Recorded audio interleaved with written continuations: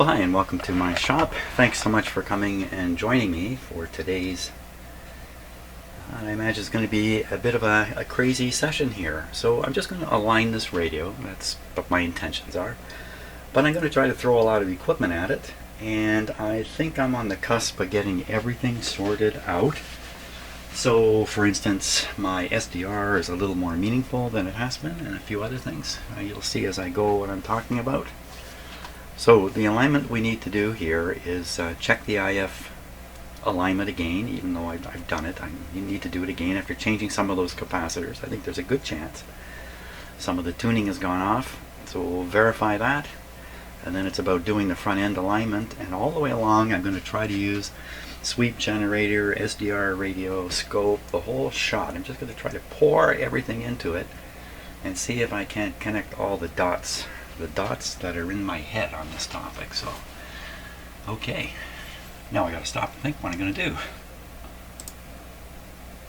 Okay, so I've realized the first thing I need to do is make a real pointer for the radio.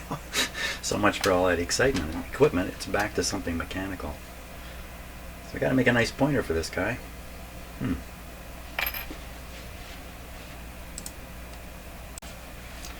So I kind of like how this worked on a temporary basis, so I'm thinking of making it permanent. And I've got green, yeah, blue, no wait, no, it's got to be the red one, doesn't it? I think originally it must have been red because this is painted red. I think that'll work okay. Maybe it's a little wide. It's okay.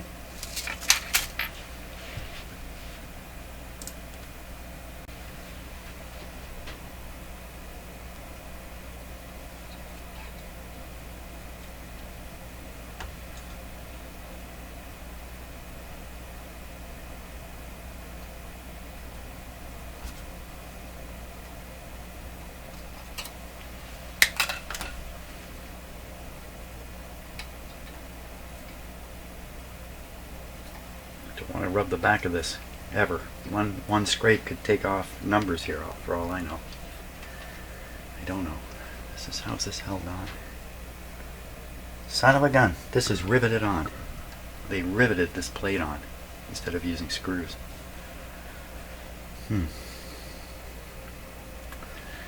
It's probably quite dusty on the back side, but how in heaven's name would you ever clean it? And if you ever try, chances are you can rub off a bunch of those numbers. So I think it's going to have to just stay the way it is, unfortunately.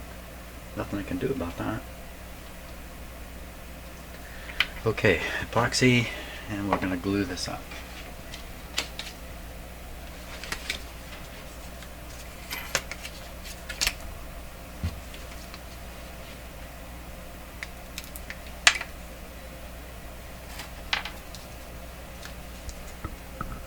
Don't take much.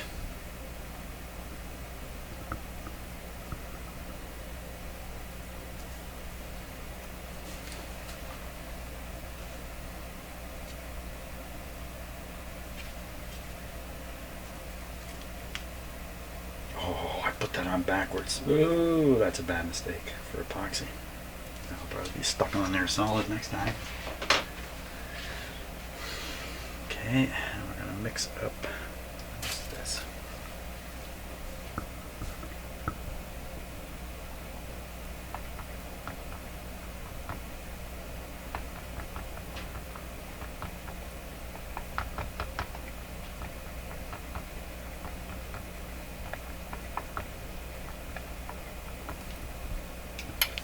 Okay, make sure we glue it downwards.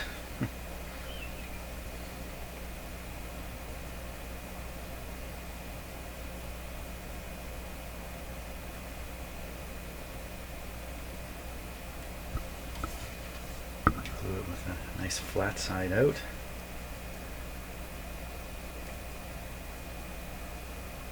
I gotta get this perfectly straight, and then I have to put it somewhere. Okay, I didn't think that part through. Where am I going to set this? I'm going to set it away from everything.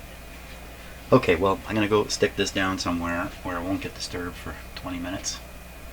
And then we'll get back. Oh, I think I can work on the IF in the meantime. Okay, I've got the pointer resting nicely up here. Now, Just before I get going, let me talk about what was on the last video. In the last video, there was a couple of minutes of SDR kind of popped in there.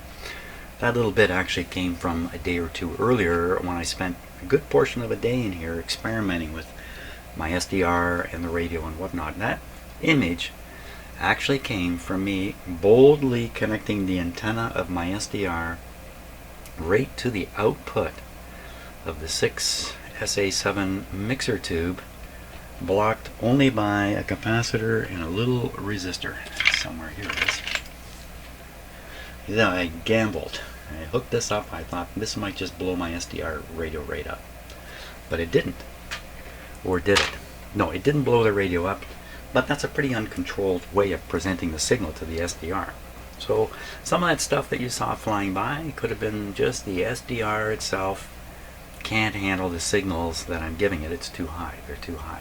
And there's some other things in the SDR too that could be altering the way it all looks to provide a image which is really meaningless in terms of this radio, or its meaning is not understood in my head yet anyway. So I'm going to experiment with that a little bit. I just wanted you to know where it came from.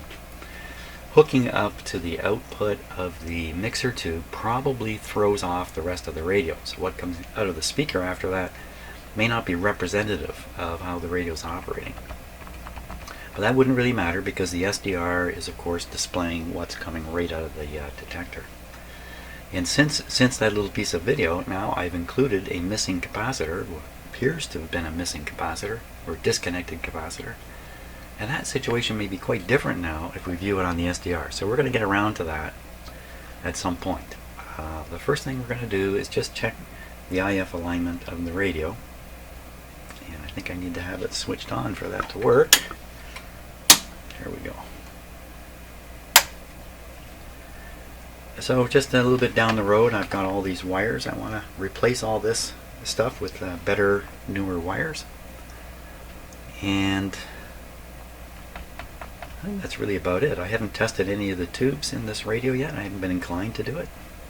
Kind of the radio's doing it for me.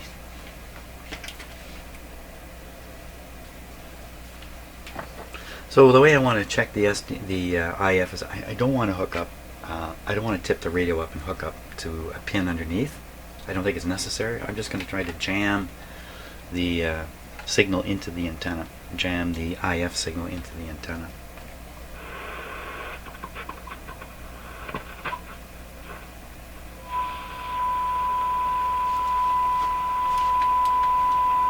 There's my first test. Didn't even intend on doing it. 585. Oh, of course the pointer's missing, so I can't really check that. Oh, there it is again. There it is again. Oh my gosh. Whoa, it's all over the place. What's happening?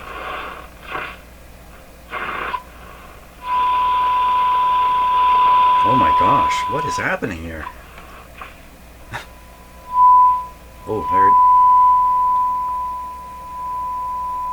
Far be it for me to explain this. Of course, I'm pounding one heck of a signal into this radio. Let's de-pound. That's interesting in itself.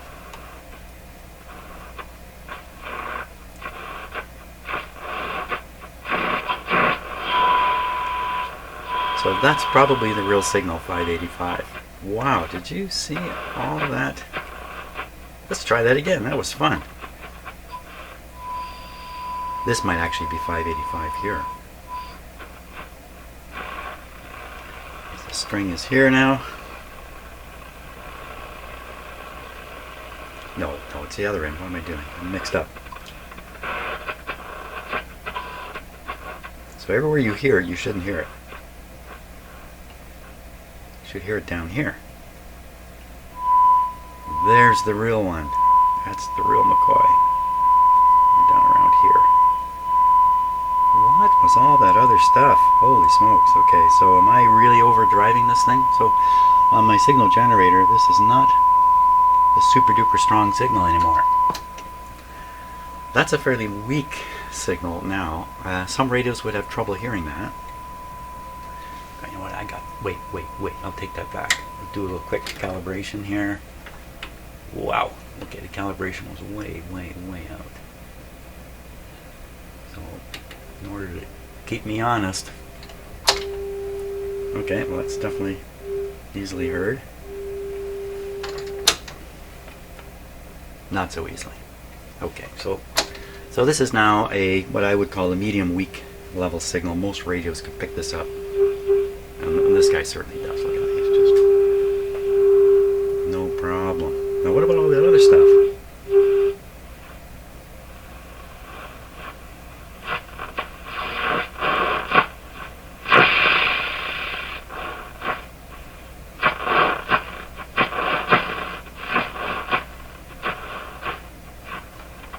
What's this? I didn't hear it anywhere else.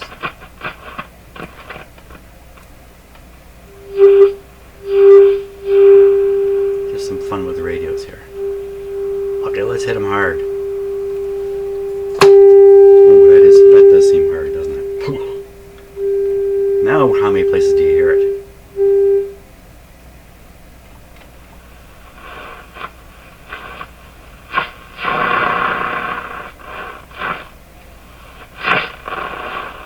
Nowhere. Oh. Okay, without thinking about it too hard, that could be the image. What that means is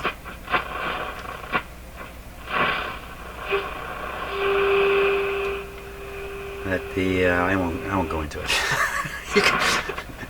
No time to explain. That's probably just the image. Now let's give it this cramming, blasting, burn up the radio signal. This is an unearthly strong signal. This is, hear the distortion? Now where do we get it? One there. Ooh, whopping through there.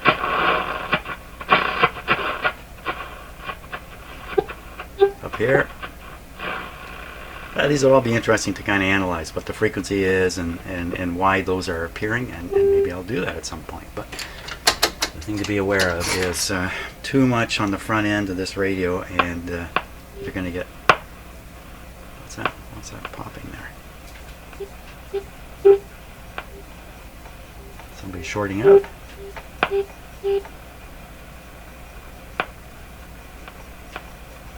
It's like one of those plates must be touching on the capacitor.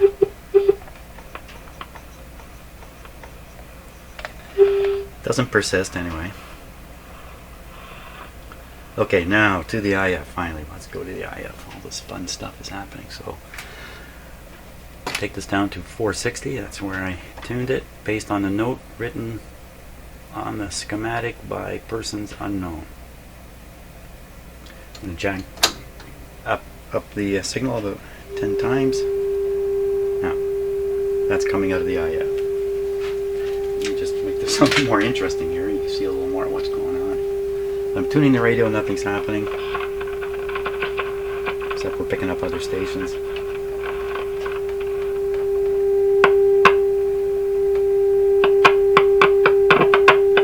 Definitely something happening there. Maybe we can figure that out later. Okay, so 460 meters working. Let's just tune this and see if the peak really is 460.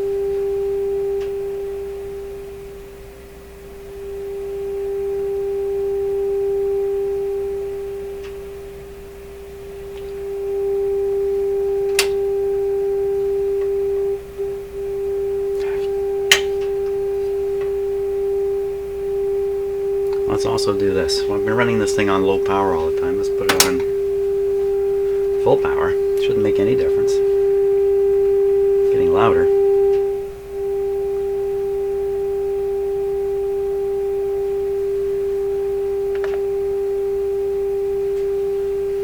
So in my own experience in here, when I move my head around, my ears go with it. And as I move around in my shop just a couple feet, that pure tone is going up and down in level. It's really easy to mistake your own movements for changes in the radio signal, the volume. Not that. This.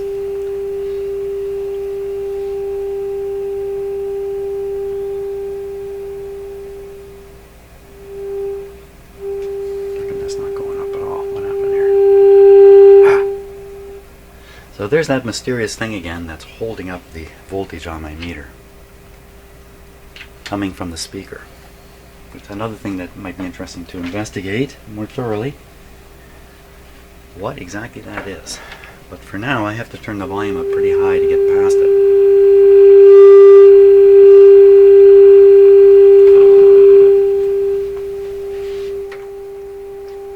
Yeah, I'll turn down the levels in my shop microphones here.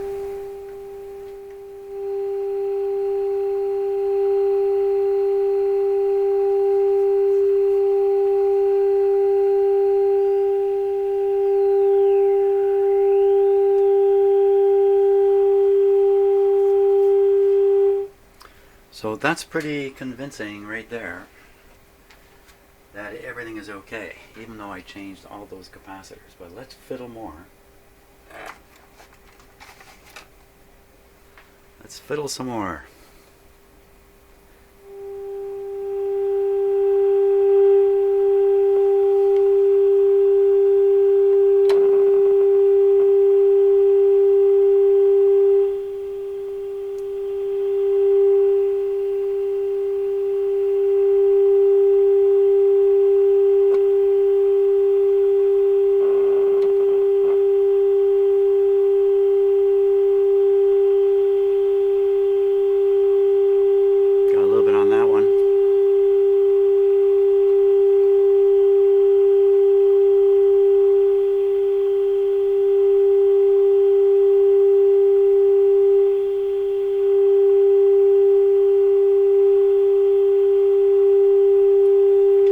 Hard to do. This has got a twist in it.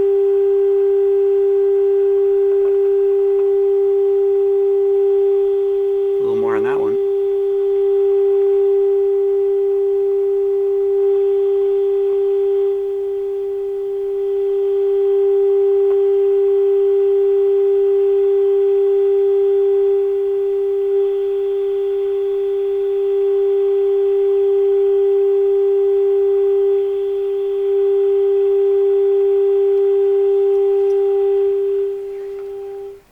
What's that? I thought I heard something. There he goes again. Oh my gosh. It's Mr. Peanut. He's come to join us today. Mr. Peanut. Coming in? Come on. Come on right in. Peanut. Yeah, come on. No.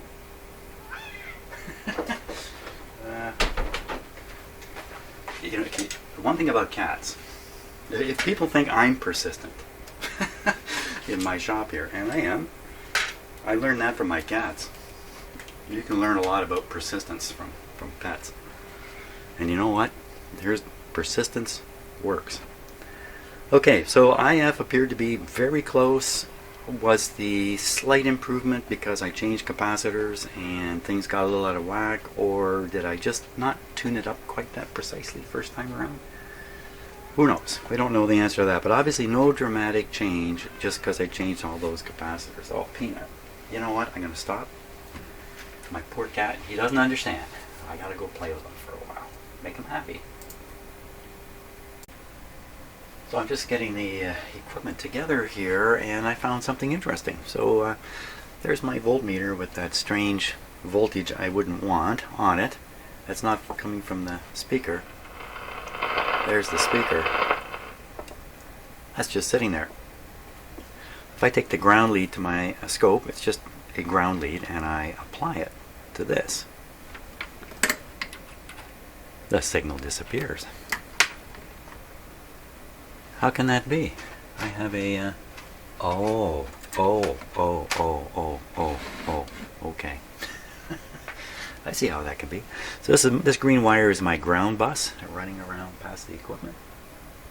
This is a 3-prong piece of equipment, but where it came from, they cut off the ground prong, so it became a 2-prong piece of equipment to remove the hydro ground from the machine itself. So this machine is ungrounded, even though it really should be. I have to connect this wire to here to bring it to ground.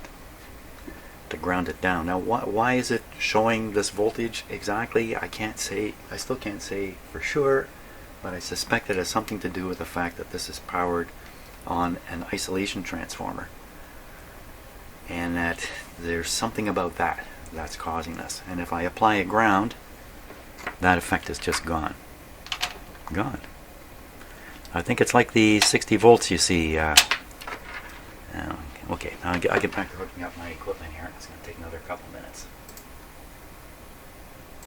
Okay, this continues to be interesting. That didn't work. So what I mean by that is I've hooked up my ground bus and it still has the voltage, and if I take this guy and touch him to the ground, down it goes again. That shouldn't be the case. That should not.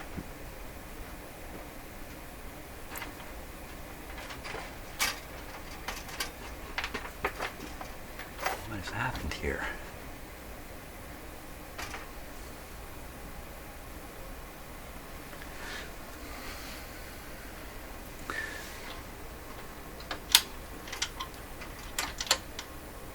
I'm learning a lesson. I think I got right in front of the meter when I did that. So this is the primary ground back to the hydro system for my green wire. I just hooked it up to this piece of 3-prong equipment. And when I lifted that, I think I was in front of the meter. You couldn't see. The meter just slammed over. When I hooked it back up, the meter came here. Now I'm bringing a more firm ground closer.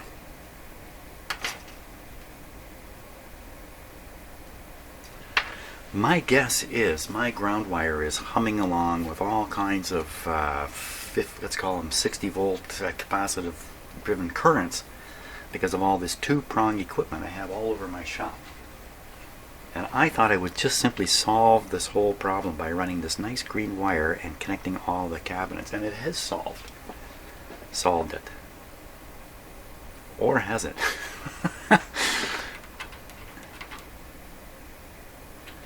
So let's put some volume on it here. It's not even reacting. You need a bit of a tone.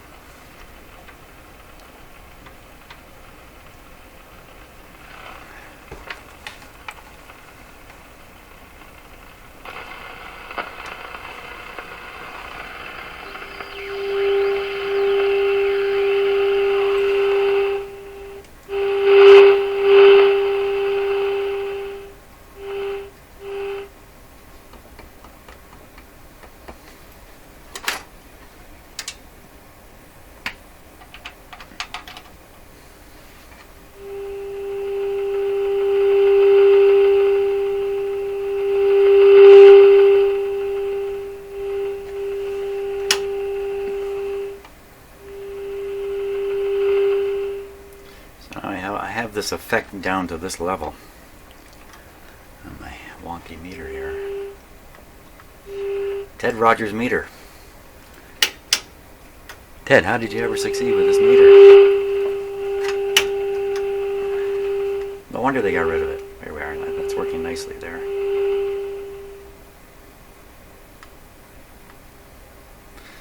Okay, so all this was just about hooking up my scope so we can see the sweep on the scope there, so I'll carry on with that.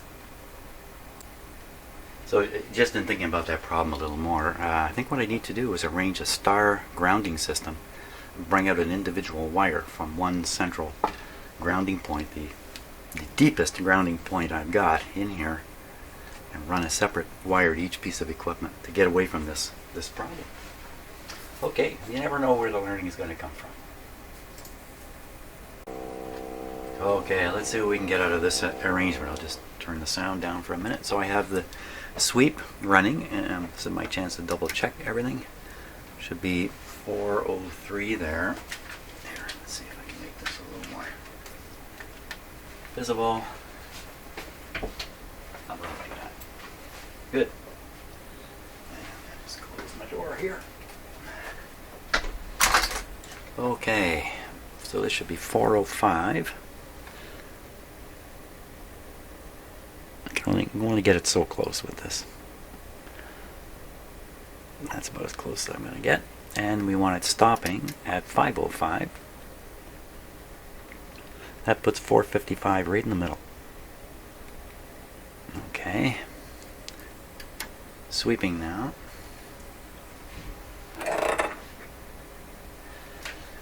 I'll turn up the volume here. First, there's a whole bunch of hash in here. It's actually about this wide. All kinds of it. This, what we're looking at, is the speaker. I've got the connection made to the speaker. That's what I was struggling with over at the meter here. And am I on the? What am I on here? I'm on the. There. Let's put on the times 10. Well, it shouldn't really matter. I'm on the speaker. Let's leave it on times 1 because I'm right down here already. So let's give a little volume here.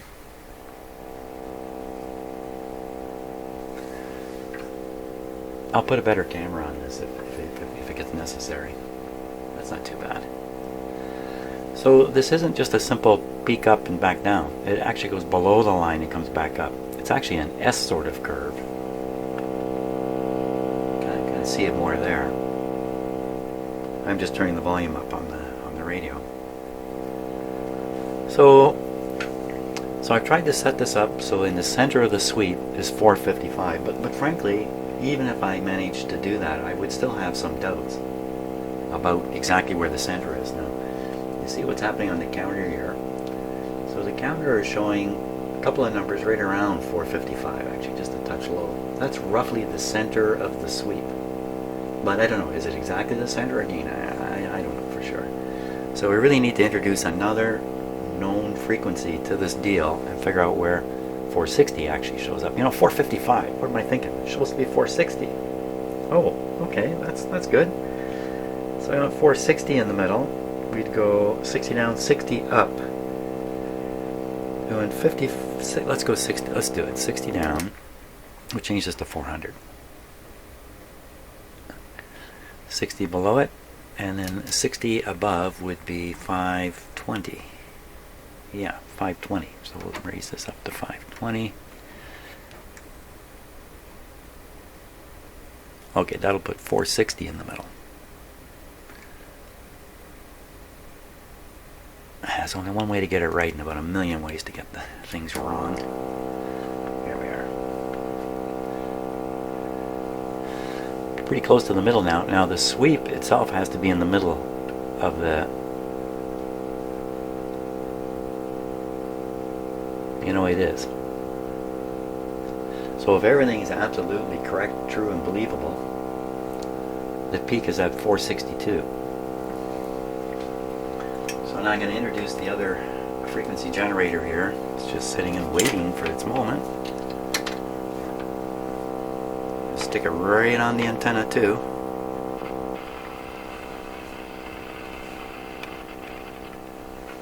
Okay. I'm going to turn up the signal strength here so we can see it still. Fortunately, we have to listen to it while I do this. Okay, I'm going to turn this guy. We'll see when the little thingy comes through here. If it does. Oh yeah, it sure is.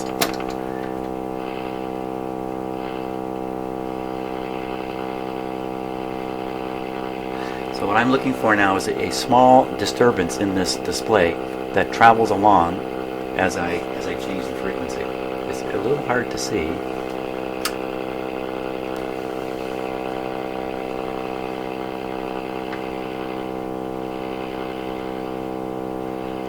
Pretty much do it just by the sound. But I can tell, I can see when I'm right on this peak, the peak becomes really floppy from the interference of the additional signal.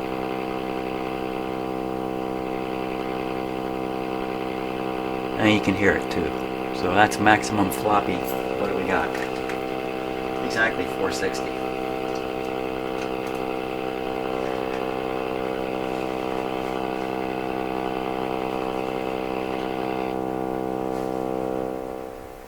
What am I proving here? So to some degree I'm proving the test. I'm proving the test to be not quite as precise as I would want it to be. I don't think I can set this any better. Look, the center number is popping up at 460 here now. I don't think I can set this any better. I don't think I can center that any better. So what is throwing it off? Why doesn't it show the peak right in the middle? Why is 460 out here?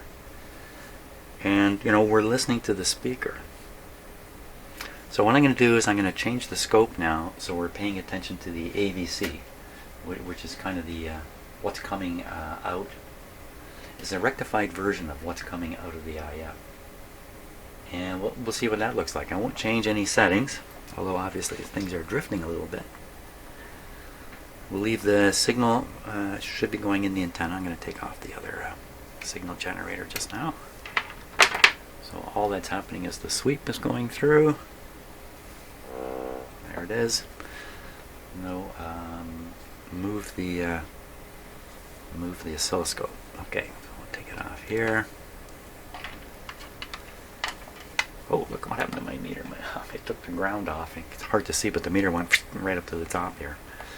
Yeah, I'm going to have to fix my grounding system because I booped it up. I should have done a star. I should have done a star. Okay, instead of a traveling ground bus. That's really the bottom line of that. Something for me to do later today, probably. AVC. So we're going to pick up the AVC somewhere in the back of this radio. On the volume control is usually the handiest and best place. Let me just lower the helicopter here. There we are. Top of the volume control. So ground goes on the chassis. Top of the volume control. This is where the signal is coming in. Is hard to get at. I think I can do it though.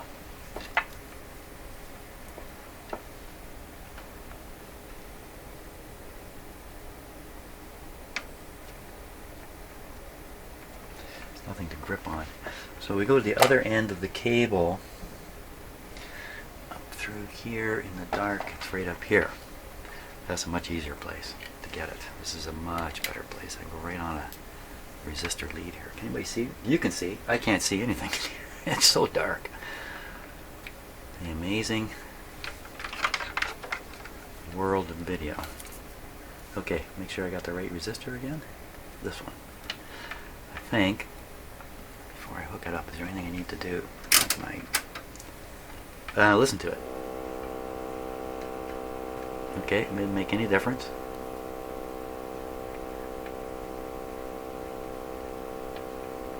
I think that's going to stay. What do we got? Absolutely nothing on the... okay, on to 1. 1 or 10. That makes a difference, eh? We'll leave it on 10. There we are. Oh, a lovely signal now to look at. This is a classic form you want it in. Now I didn't change anything, but I'm going to check everything. So this is saying just below 460.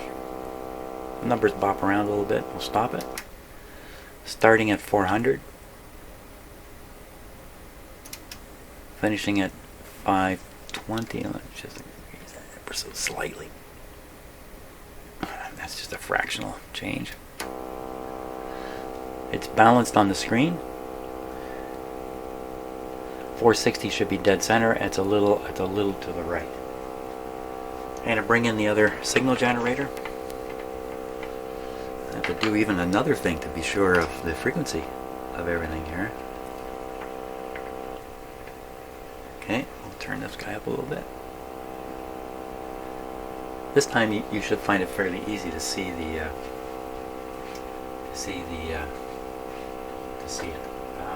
I'm going to put another camera on there.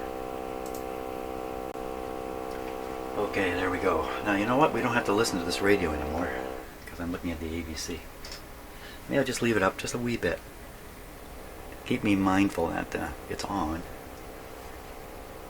Now that's really close to the center, isn't it? Let's bring across now the other signal generator. Hello.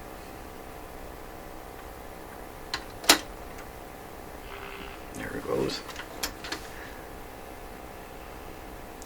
Now this time you should be able to see what I'm talking about. If we look at the point of the dip of that curve, as I bring the other frequency in, it's coming from the right, moving in. At some point you'll see that peak just kind of goes crazy. It's gone right past now. I'll go back, going back. Back again. right in there is about the craziest spot. And here's what's on my signal generator 459, which on that counter is 460. So as a couple times now we've proven that that dip is at 460. And could my frequency counter be out a little further? It's possible. I don't think it's out that much. So in terms of the shape is perfect. It looks just perfect. So what I'm tempted to do now is mess it all up. Yeah, why don't we mess it all up? You can always put it back. So you can see it there, a bit of a long shot. Uh-oh, I got this radio in a bad way here for doing this. Oh, much better if it was tipped down, but I can't with the lead underneath. Yeah, I'm gonna skip it. I'm gonna skip it. It's too much trouble. I was going to fool around with the screws on the top of the transformers, IF transformers. Let's not. We'll say, wow, that's fantastic. Let's move on now to the shape. What I'm going to try to, you know what I'm going to do? I'm going to set this up so the SDR is again seeing the output from the detector. Maybe we'll start at that point and just mess around with this radio from there, because I spent hours doing this the other day, and hours of fun in fact, but I couldn't produce a video out of it. It was too sloppy. So let's see what I can do this time. So I have to make a connection into the back of this radio, and it's right onto a terminal that has B plus on it. And I'm sitting here debating, should I turn the radio off to do this? Well, of course I should, but I'm going to show you what linemen do on power systems, because sometimes they can't turn the power off, and other times they're just worried the power is going to come back on. So there's a safety procedure that involves rubber gloves, and I have some. Why do I have some? Because for a while I supervised the high voltage lab that did the glove testing for the company I worked in. The company I worked in had a couple hundred linemen. So, so these gloves are rejected. These are hard to tell.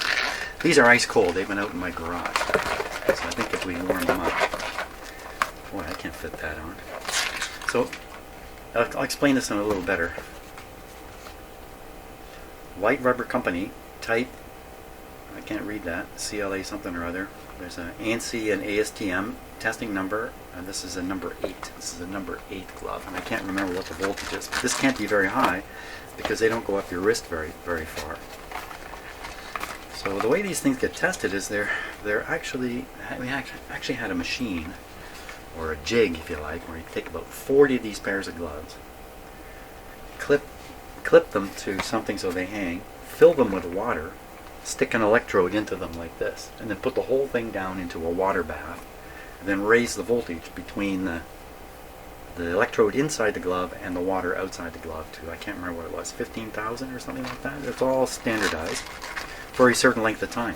If there's a pinhole, that particular glove will be spotted. A light comes on to indicate that glove is bad. This is done every month, because think about it, these guys are doing the work. Their lives are depending on these gloves being 100% perfect. And they work with them for a month. It could be the first day they poke a hole in it.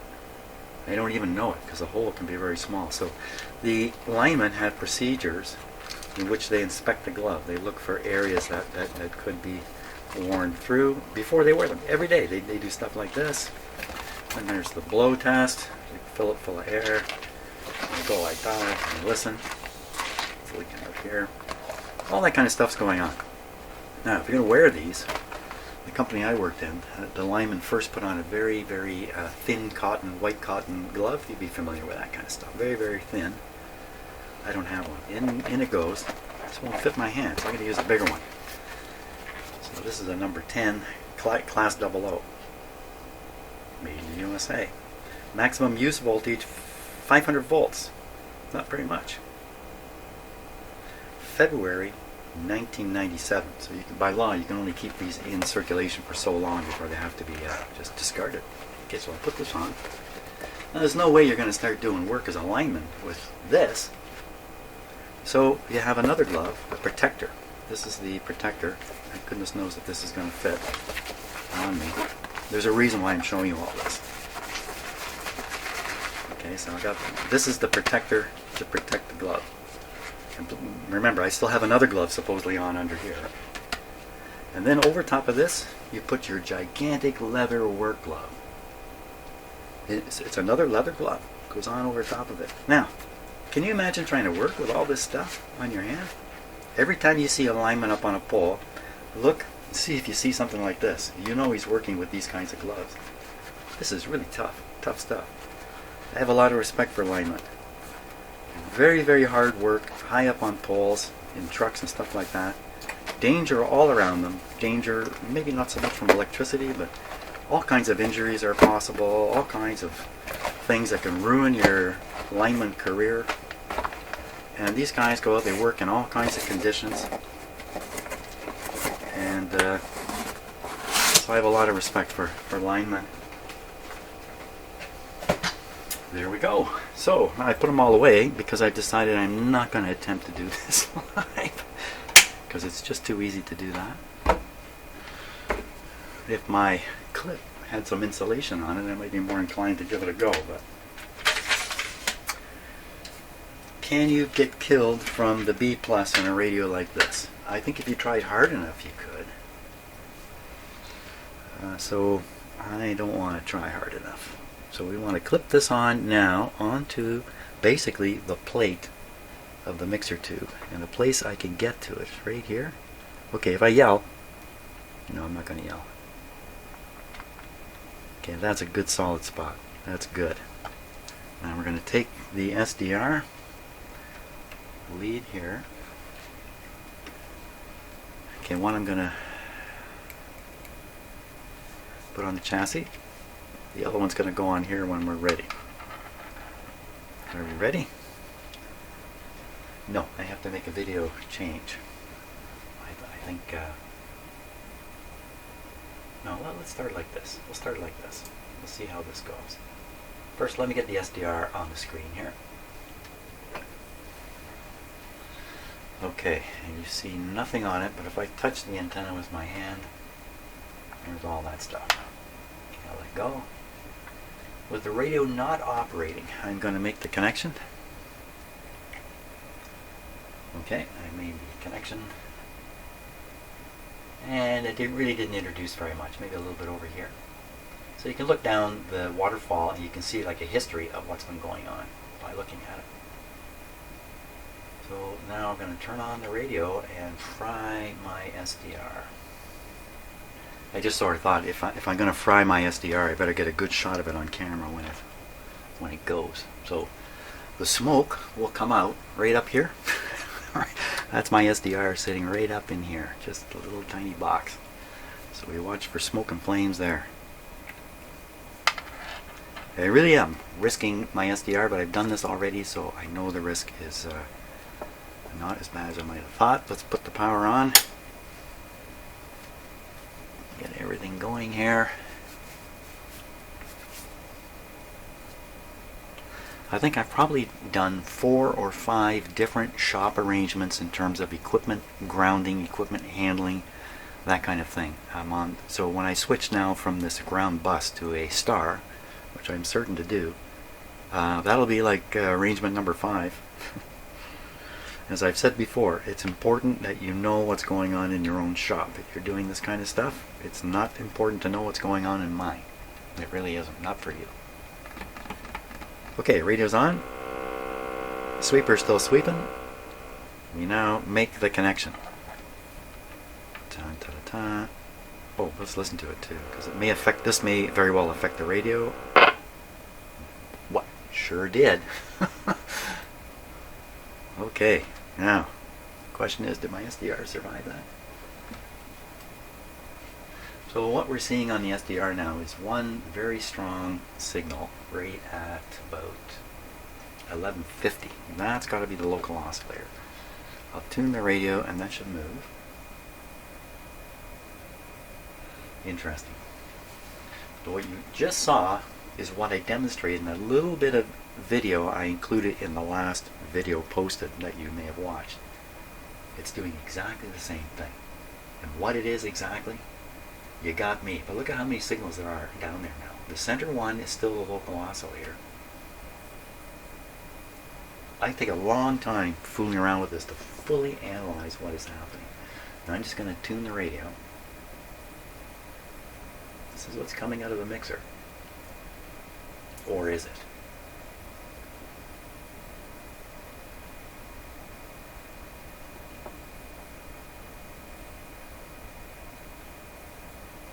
Look, that's the end of the road right there. I'll try and go back all the way as steadily as I can. Oh, it's going to go off the screen, I think. What are those things there? So, wow, lots of funny stuff, eh? So, some of this is the SDR itself. And the local oscillator's gone right up around 2100 off the screen there. It used to be when I saw those things running around on the SDR during various radio tests and experiments, I just attributed them to craziness in the SDR itself, not real signals. I'm not so sure about that at all anymore. Now I think there's a good chance they're real signals, because the only time I ever see them on the SDR is when I'm doing this kind of kooky stuff with a radio. I have another SDR I use for shortwave listening and other things in another part of the house. It never shows any of those weird running around signals. So what to make of that? This doesn't look exactly the same as it did. It seems to be quieter, the SDR. It seems to have less signal than it did before. And I wonder if that's because of the capacitors. But it still has the funniness. Now there's a couple of things about the funniness. Let's take a close look. We get the funny in our head here. So I'm going to bring the local oscillator back into the picture here.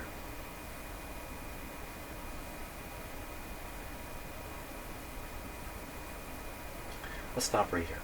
So on the right, you see right at 1600, that's the local oscillator. Look at that thing down at 800. Put the local oscillator to 17. Or so, when the thing that was at 800 is at 1,000,000. So I moved the oscillator 100K, and that yellow line moved 200K. That's a hint to understanding this.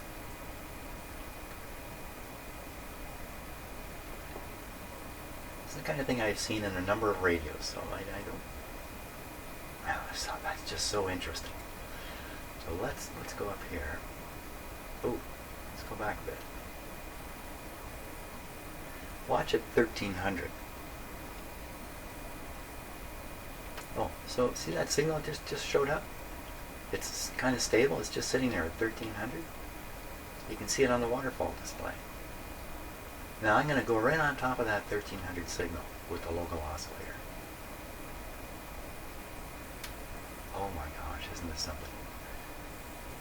Okay, I'm right on top of it now. And the display seems to have achieved some kind of simpler look. Just go a little off it now. And all of a sudden there's many, many more frequencies. Equally spaced. Equally spaced. Go back on the 1300. So they get closer and closer to the 1300 thing, which I can't even see now. Oh yeah, it's there. The products that we're seeing, if I can call them that, are getting closer and closer together. So what I would say is we're seeing the difference products between the local oscillator that I'm manually moving and that thing at 13. What is that thing at 13?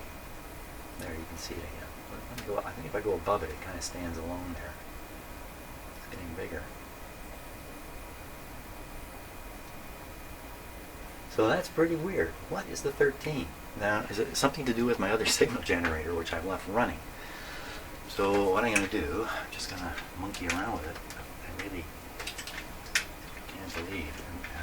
13. So watching 13. No, there's nothing on there coming from the signal generator here because I've got the level low Oh, I've still got it connected. Son of a gun. Let's get it off there.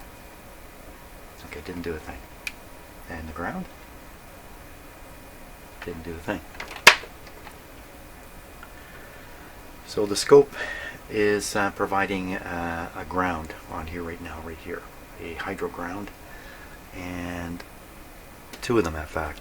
Oh, that's interesting. I think it's okay. I've got one ground on the chassis here, the other ground on the screw, and the screw is attached right to the chassis. Same thing. Okay. Just was worried there for a second. Maybe things weren't quite what I thought. Now, what can we make out of this crazy thing? We were making something there. Let's go back to what we were doing here, which is 1300. Now, what is the 1300? That's what I want to try to figure out. Is there another signal in here like that? It gets weaker and weaker as I tune down.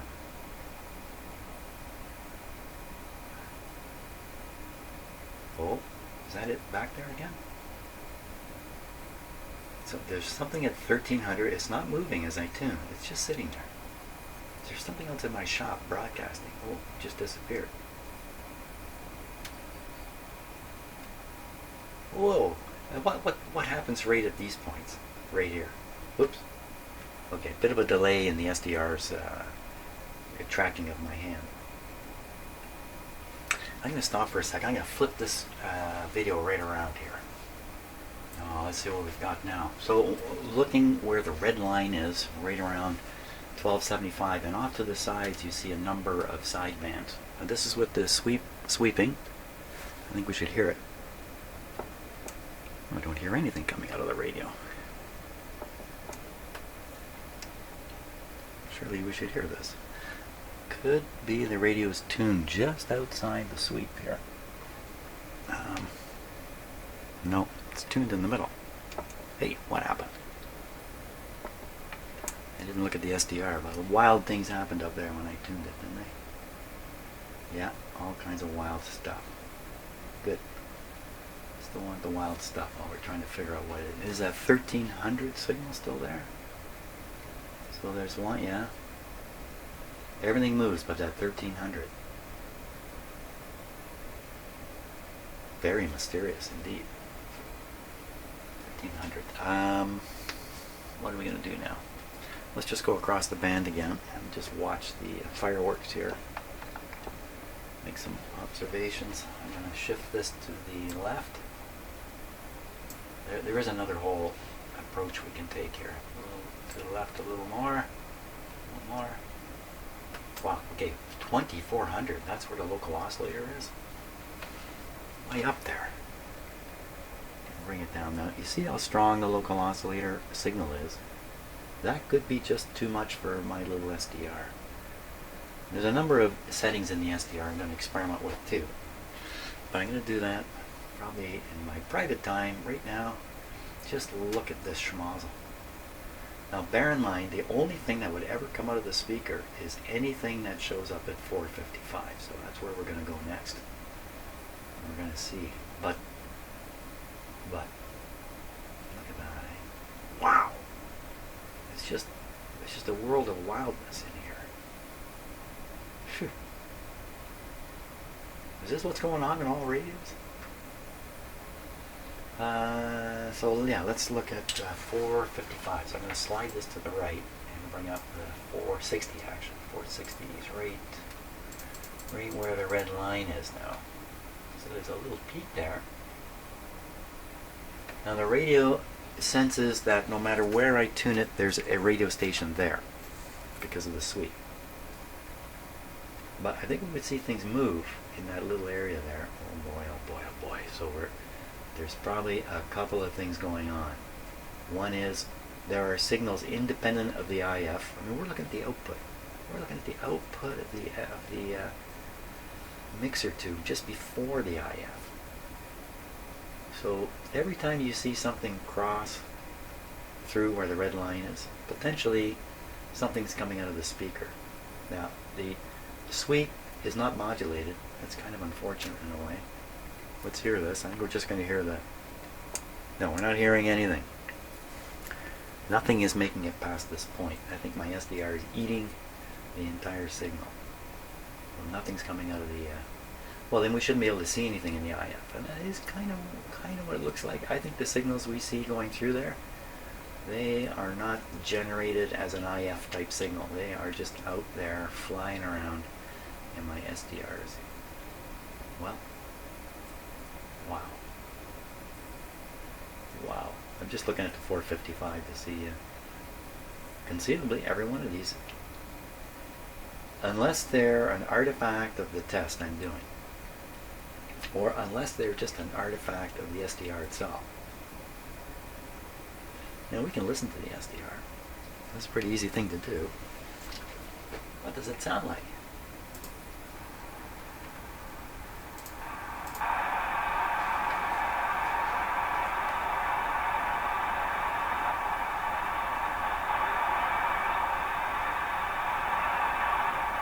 So I'm trying to tune components right through under the red line where the SDR is tuned and hear them.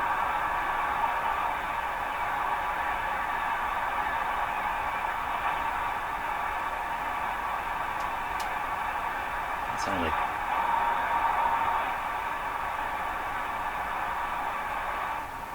what was that? So I'm barely moving the tuning dial on the radio here. Wow. Can I get it right on that spot? No, I can't seem to hold it there. Okay. Well, we can hear some things come out.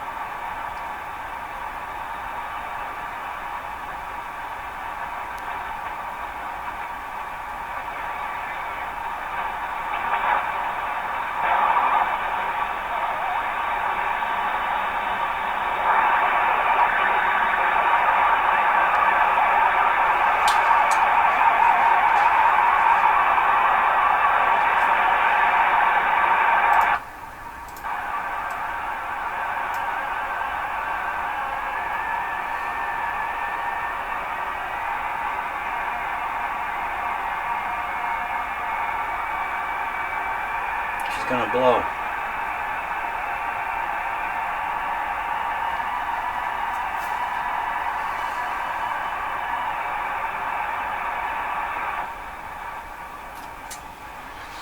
Wow, there's lots of implications to all of this. So you've seen me many times hook up my signal generator to the antenna terminals and pump in an IF signal and make it all the way through to the IF, and then I can work on the radio. What that says is put a strong signal of that sort in the antenna, and that sort being around the IF frequency, and it's just going to go through and you're going to hear it. Well, what if signals like that are being generated right in the radio itself? As you're tuning around and all these wild things are going on, and some of them are passing right through the IF frequency where the radio is sensitive. They're coming out the speaker. And I think that's what I was demonstrating. Those things we're looking at on there, I don't think they're coming out of the IF in the sense that they've been created for the IF, which is what the radio is trying to do. I think those are incident signals just kind of traveling by, and they happen to go by the IF frequency. Wow. There's a million ways to get interference on a radio like this.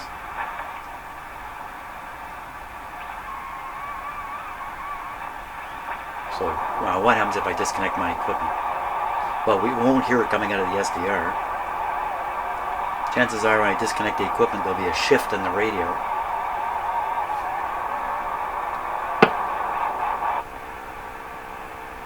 I'm not sure what that what was right at the end.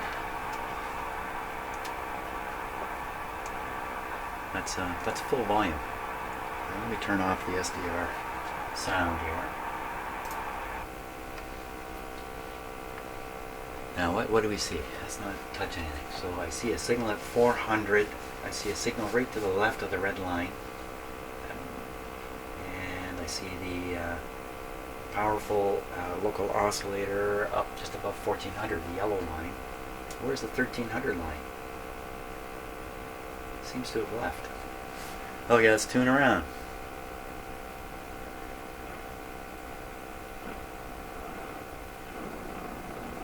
ask yourself at this point, well, what exactly are we watching? Because I disconnected the SDR. You can see the clip leads just laying here on my bench.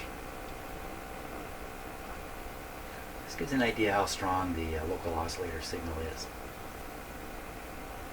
Just a clip lead laying there is enough to pick it up. So the 1300 is gone. Everything looks pretty normal now.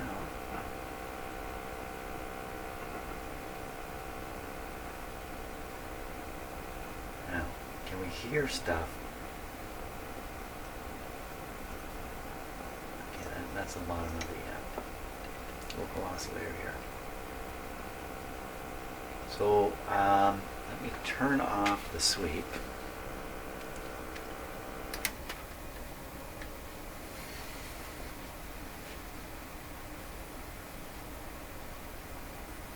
You should still see a signal there around 500.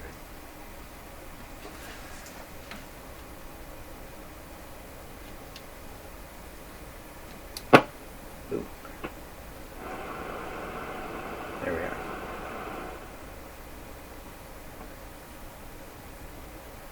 Okay, so we'll quiet that down. So that's out of the picture now. So we're not sweeping. It's using the sweep generator as an antenna. Not the best antenna. Let's tune the radio around, just see what kind of things we see. Okay, what was that sound?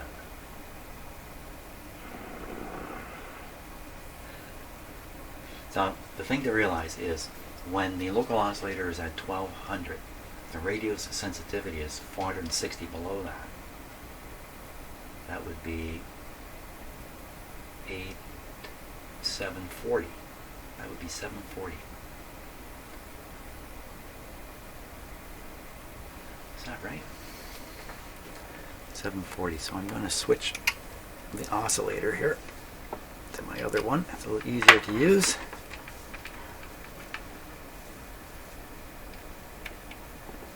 At this point you might say, Jim, what are you doing? Well, I'm not thinking hard anymore. I'm just doing stuff. And what I'm trying to think of is stuff to do and try. That's really where I'm at. Where this is going, I don't know anymore. I have no idea. So we'll raise this up into the radio zone. We should see it. Well, you can hear it. Why am I not seeing it on the SDR? Oh, the SDR is just laying here on my bench, and it's not enough signal for the SDR. That again gives you an idea how strong that local oscillator must be. Must just be blasting. So we'll tune this guy right up here.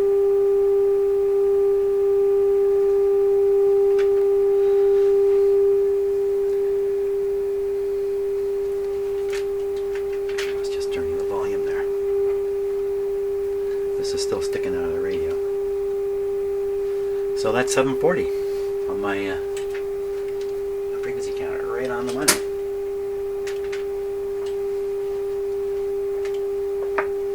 So what's happening at 740? We look at the SDR. Now the SDR is just looking at the shop environment plus anything coming out of the radio. 740 is right there. Now there's something at 750. Raise the local oscillator slightly, see if we hear that.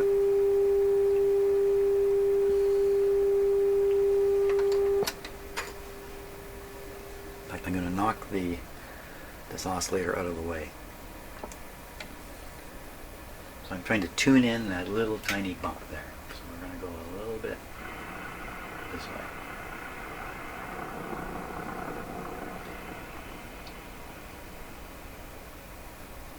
So maybe that sound was it. Let's go back.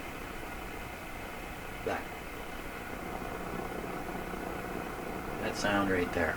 So what we can do, we can listen to it on the SDR too. So I'm going to kill the tube radio. What's it sound like on the SDR? Are the speakers different? The tonal quality is all different. Could it be the same thing?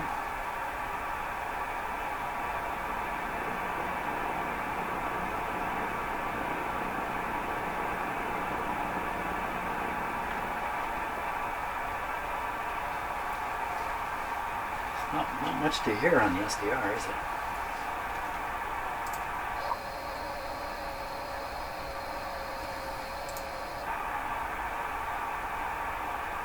That's 750, not 740. That's right, yeah, 750. 750 is where this is.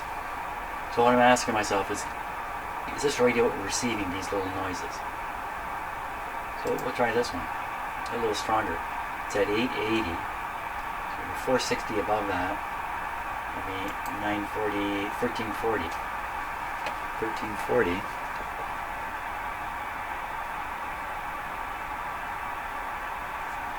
1340 right around here.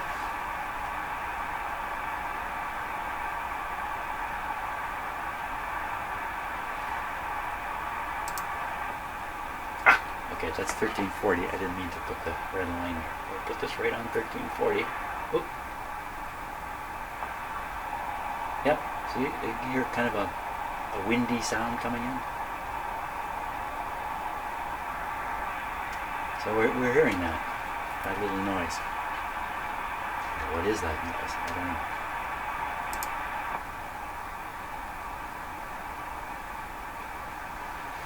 know. Okay, as I'm fooling around, it's time to get a little more serious now and verify the alignment of the radio at this point. So all those products we're looking at, if the SDR is telling us the truth, it's just something to be aware of. It doesn't mean there's something wrong with the radio, but I'm sure different radio designs have different results right there. So it's going to be very interesting going forward, checking into this kind of stuff, for sure. I got to get that out of there. I put on those big rubber gloves, and I pull it right out. She's on there pretty good.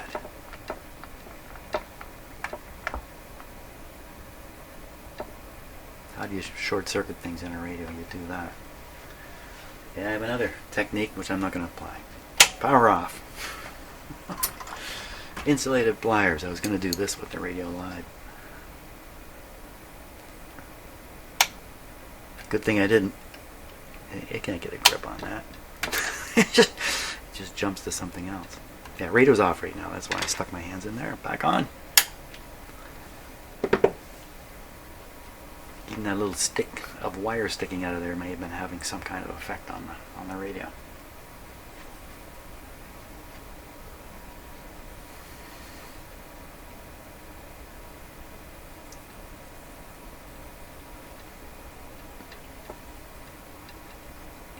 Oh yeah, I moved the clip lead. Right. Okay. No need to look at the SDR. What I want to do now is the alignment, Jim. Let's get it together. IF is absolutely fine. So I'm going to start up here. Set the range switch to broadcast. Yep. Set the signal generator frequency and the receiver tuning. Oh, I got to put the pointer on now. Okay, back to the pointer.